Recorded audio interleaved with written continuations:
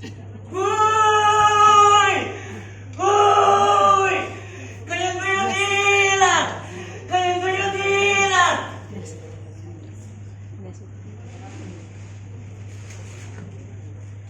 Apa? Kuyut-kuyut hilang? Ada yang melihat orang lewat kembar? Astaga, kenapa aku jadi pelupa? Di sini kan tidak ada siapa-siapa, hanya sunyi dan sepi. Malam bencana begitu semalam. Kalian buyut hilang, padahal itu kan warisan dalam penjimas yang meninggal di desa Semarang ini. Tapi kira-kira siapa yang mencurinya?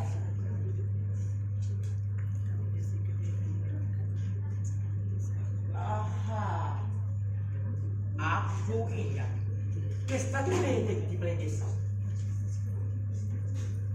Waktu itu kan dia senang larat diri uang kerja. Si penjaga kebutuhan yang menyimpan kain buyut di dalam ruangan cukuman. Pesta berakhir pagi dan semua orang teler. Sementara itu, uang kerjaan pulang ke berita dalam keadaan mabuk. Aku belum sempat nanya sama uang kerjaan itu, tapi dia pernah bilang kepada aku,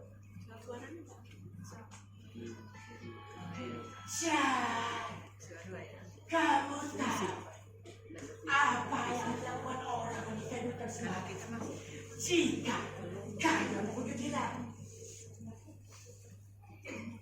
Emang apa, Wak? Kamu pernah dengar lakon rapat tambak? Pernah, Wak? Emang kenapa? Lakon ini menjadi sangat penting karena kamu suka dengan tokoh Hana. Aku mengaku, aku memang suka dengan tokoh Hana. Walaupun dia itu kesatria monyet, hatinya baik dan teguh pada kebenaran. Akulah si pengajar. Sekarang dia nomor akan membuat tambak kayu. Aku harus mencari daun pisang yang kuanggap sebagai tambak kayu. Oh, aku lupa lagi. Aku kan suka bawa kolok cepot. Kolok sinong-nong namanya. Dengan kolok ini akan kucari daun pisang.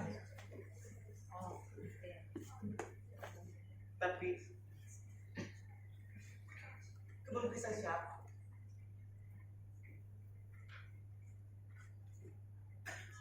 Oh iya, kebun pisangnya Mas Sabto.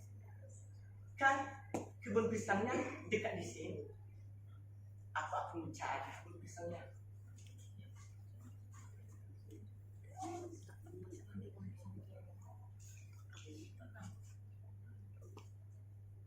Nah, itu dia kebun pisangnya. Daunnya lebar-lebar. Akan kutebas daun itu. Ya! Ya! Ya! Tidak terasa, aku pun sudah mengumpulkan banyak daun pisang. Akan kubawa daun pisang ini dan kususun ke Pulau Cimandi.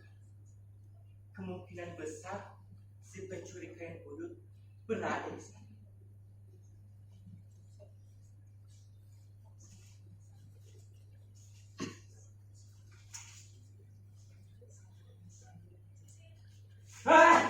Kamu muncul! Kamu mau apa? Pergi sana! Ini golok cepot! Lihat! Ya!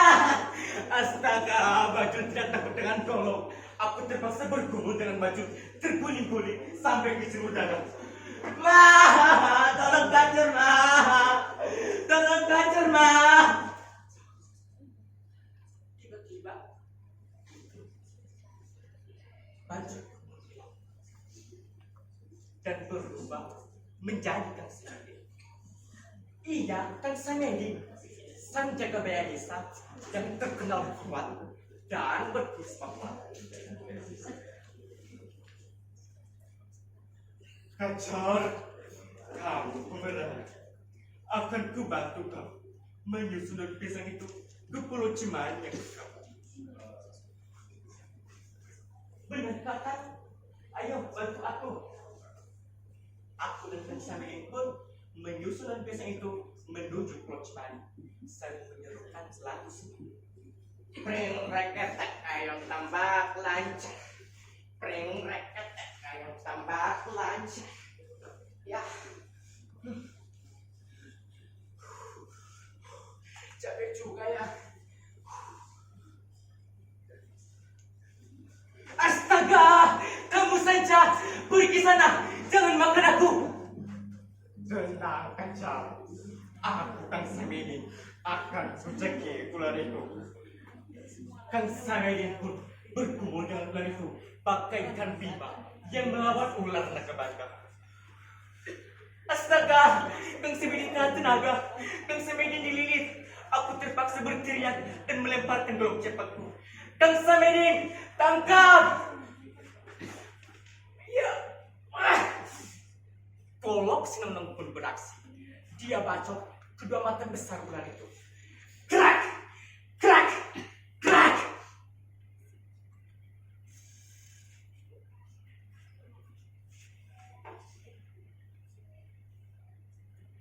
Ular tersebut menghilang dan berganti rupa menjadi saya. Iya, Savitri, anaknya Wak Cinto. Jauh ke bawahnya Wak Katolik. Fitri, itu kamu. Ayo bantu aku. Kita hampir sampai ke Pulau Ciman. Aku dan Fitri pun menyusul pisang bersama Kang Samedi menuju ke Pulau Ciman.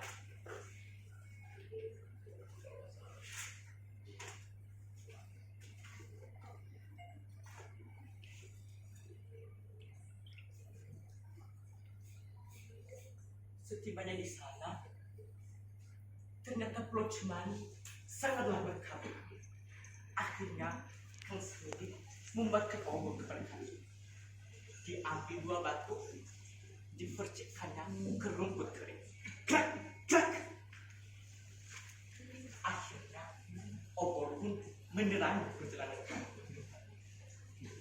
Kami pun masuk dan di Pulau Ciman.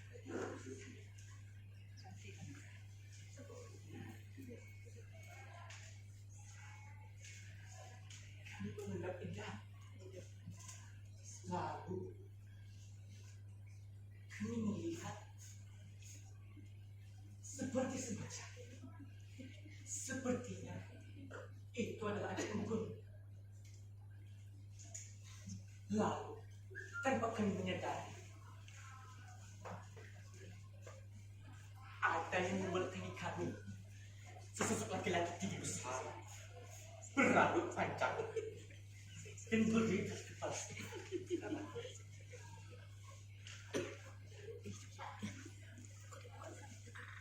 Kami mencoba mengingat-ingat apakah kami pernah melihat orang seperti itu. Aku dan Kang Samedi tidak tahu. Tapi Fitri berbisik dan menuliskan semuanya.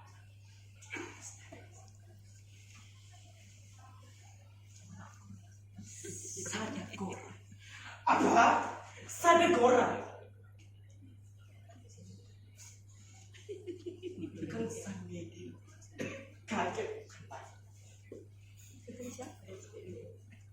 Dalam keadaan kaget, kami tidak menyadari. Lalu dia bersuara dengan sangat berat. Oh domba, gandang-gandang kita pegang. Mari perhimpun kami untuk. Dia mengetahui kebenaran kami. Luar biasa. Ilmu apa yang dia pakai? Kami pun mendatanginya dengan perasaan yang sangat hati-hati. Kami duduk mendekati aduh.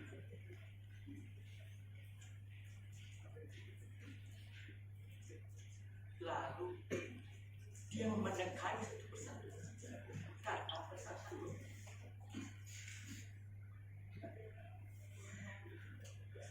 Kemudian dia pun kembali berbicara kepada kami. Beraninya kalian datang ke FLS2N ini. Pulau ini dikenal sangat dan tidak ada orang yang berani datang kemari. Kami berani. Kami yang mencuri kain buyut kan?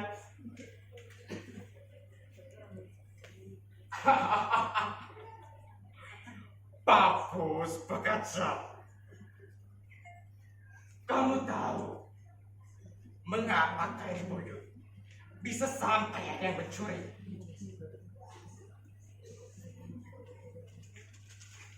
Kami tidak tahu, tapi kenapa harus dicuri?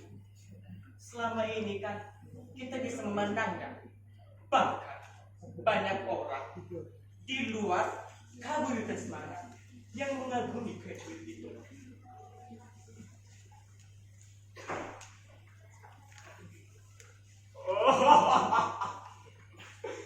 Karena itulah aku mencurinya. Jadi benar kamu pencurinya.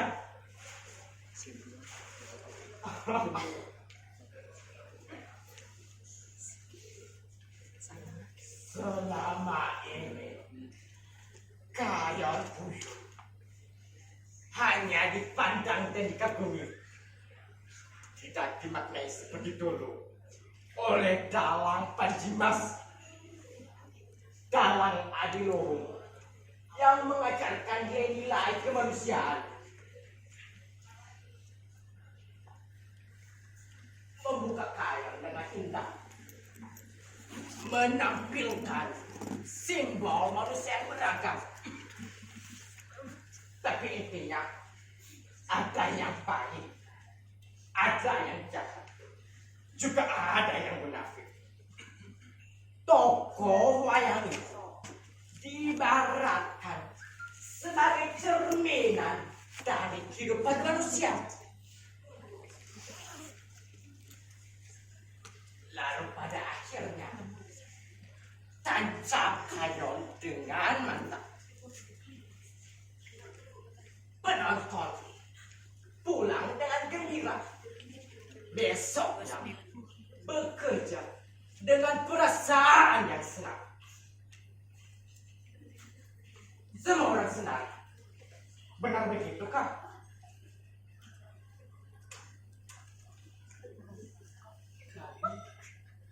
Kamu tersenyum.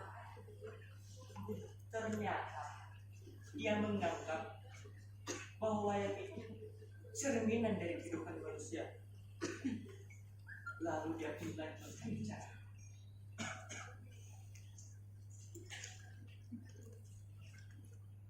Dalang Panjimas meninggal dunia.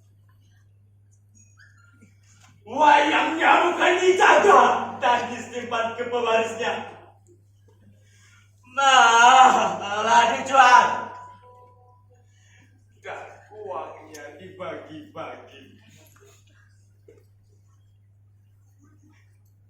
Dan untunglah pada saat itu ada petambis penjual jamu yang memberi dan membeli kain itu dari tengkulak barang antik.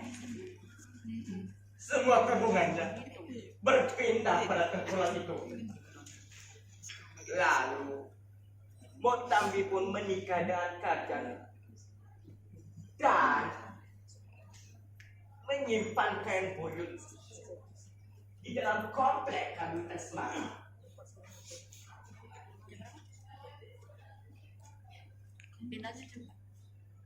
Kami kagum terhadap Semarang. Ternyata dia mengetahui sejarah dari kain Lalu dia pun melanjutkan bicara.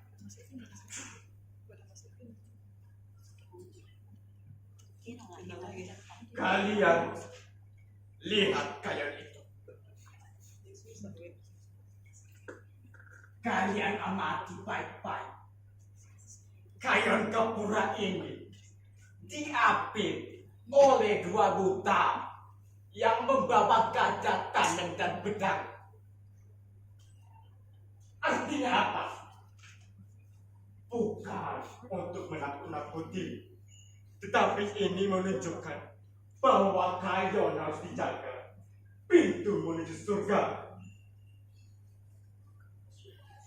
Bukan hanya itu, tetapi Tuhan menciptakan satwa untuk dijaga dan dilindungi oleh manusia.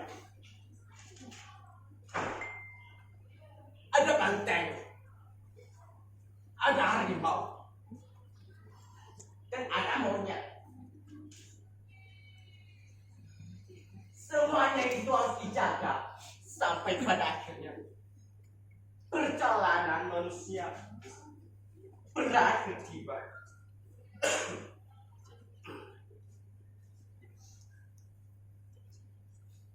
Kami semakin berkata, ternyata Sadakora sangatlah biasa. Lalu dengan pertanyaan yang sama, siapakah Sadakora ini?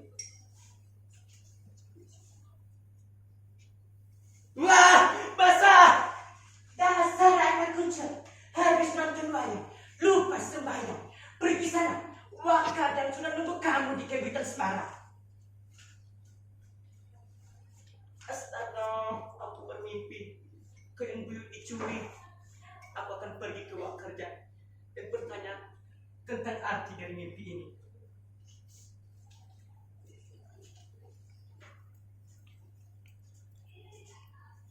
Setibanya di sana, aku melihat ruang kerja sedang menyapu dengan satu lidi besar di desa.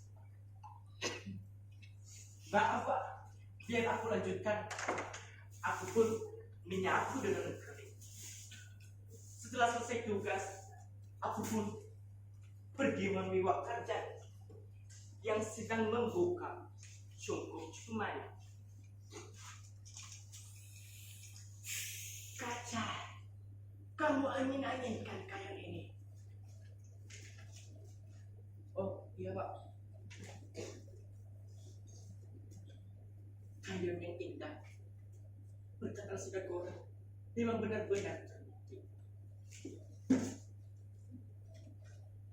Kaca, kenapa kamu melihat kayu itu seperti baru kenal saja? Iya Pak, aku ingin bertanya, apakah Pak pernah kenal Sadakora? Kaca pun menceritakan semua. Iya Kaca, dia Sadakora. Sadakora adalah julukan bagi dalam Panji Mas dalam anime yang mengajarkan nilai-nilai kepada penontonnya. Sada artinya berat dan suara itu kok atau suara. Kamu baru bekerja, kamu bakal dapat bulu. Benar kau, aku dapat bulu. Kita lihat saja. 2 hari kemudian, kunjung buyut di Kabupaten Semarang berlangsung khidmat dan ramai. Aku benar-benar mendapat bulu. Aku dipanggil ke kecamatan menjadi pemuda pelopor. Terima kasih. Untuk Monolog ini 2